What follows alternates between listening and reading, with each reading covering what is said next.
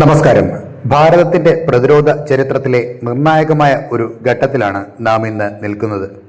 അയൽ രാജ്യങ്ങളിലെ രാഷ്ട്രീയ അസ്ഥിരതകളും അതിർത്തിയിലെ വെല്ലുവിളികളും ചർച്ചയാകുന്ന ഈ സാഹചര്യത്തിൽ ഇന്ത്യൻ കരസേനാ മേധാവി ജനറൽ ഉപേന്ദ്ര ദ്വിവേദി ഇന്ന് നടത്തിയ പ്രസ്താവനകൾ രാജ്യത്തിന് നൽകുന്ന ഉറപ്പ് ചെറുതല്ല. പാകിസ്ഥാന്റെ ഭീകരവാദ അജണ്ടകൾക്കും ചൈനയുടെ അതിർത്തി കടന്നുള്ള മോഹങ്ങൾക്കും കൃത്യമായ മറുപടിയാണ് അദ്ദേഹം തൻ്റെ വാർത്താ സമ്മേളനത്തിലൂടെ നൽകിയത്. ആദ്യം നമുക്ക് പാകിസ്ഥാനെക്കുറിച്ചുള്ള കരസേനാ മേധാവിയുടെ വാക്കുകളിലേക്ക് കടക്കാം. കഴിഞ്ഞ വർഷം ഇന്ത്യ നടത്തിയ ഓപ്പറേഷൻ സിന്ദൂർ എന്ന സൈനിക നീക്കത്തെക്കുറിച്ച് അദ്ദേഹം ഇന്ന് സുപ്രധാനമായ വെളിപ്പെടുത്തലുകൾ നടത്തി. പാകിസ്ഥാൻ കേന്ദ്രമായുള്ള ഭീകരവാദത്തെ പിഴുതെറിയാൻ ലക്ഷ്യമിട്ടുള്ള ഈ ഓപ്പറേഷൻ ഇപ്പോഴും അവസാനിച്ചിട്ടില്ല എന്ന് അദ്ദേഹം വ്യക്തമാക്കി. അതിർത്തിക്കപ്പുറത്ത് ഏകദേശം 8ഓളം ഭീകര ക്യാമ്പുകൾ ഇപ്പോഴും സജീവമാണ്. പാകിസ്ഥാൻ വീണ്ടും പിഴവുകൾ ആവർത്തിച്ചാൽ ഒരു കരയുദ്ധത്തിന് പോലും ഇന്ത്യൻ സൈന്യം സർവ്വസജ്ജമായിരുന്നു എന്ന അദ്ദേഹത്തിൻ്റെ വെളിപ്പെടുത്തൽ ശത്രുരാജ്യത്തിന് നൽകുന്ന ശക്തമായ മുന്നറിയിപ്പാണ്. ഏകദേശം 100ഓളം ശത്രുപക്ഷത്തെ സൈനികരെ വധിക്കാൻ കഴിഞ്ഞ ഓപ്പറേഷനുകളിലൂടെ നമുക്ക് സാധിച്ചു എന്നും അദ്ദേഹം ഓർമ്മിപ്പിച്ചു. കാശ്മീരിനെക്കുറിച്ചുള്ള ജനറൽ ദ്വിവേദിയുടെ നിരീക്ഷണം വളരെ പോസിറ്റീവായിരുന്നു. 2025 മാത്രം 31 ഭീകരവാദികളെയാണ് സുരക്ഷാസേന വധിച്ചത്. ഇതിൽ ശ്രദ്ധേയമായ കാര്യം കൊല്ലപ്പെട്ടവരിൽ 65% പാകിസ്ഥാൻ സ്വദേശികളാണെന്നുള്ളതാണ്. ഇതിനർത്ഥം കാശ്മീരിലെ പ്രാദേശിക യുവാക്കൾക്കിടയിൽ ഭീകരവാദത്തിന് പഴയതുപോലെ സ്വാധീനമില്ല എന്നതാണ്.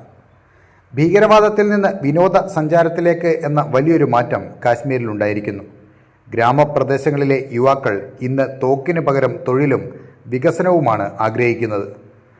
ഇത് ഇന്ത്യൻ സൈന്യത്തിൻ്റെയും സർക്കാരിൻ്റെയും വലിയൊരു വിജയമായി അദ്ദേഹം ചൂണ്ടിക്കാട്ടുന്നു.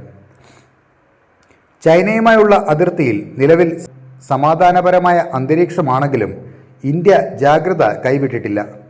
ഷക്സ്ഗാം വാലിയിൽ ചൈന നടത്തുന്ന നിർമ്മാണ പ്രവർത്തനങ്ങൾ അന്താരാഷ്ട്ര നിയമങ്ങളുടെ ലംഘനമാണെന്ന് അദ്ദേഹം ആവർത്തിച്ചു. അയൽരാജ്യമായ ബംഗ്ലാദേശിലെ പുതിയ സാഹചര്യങ്ങളെക്കുറിച്ചും അദ്ദേഹം സംസാരിച്ചു.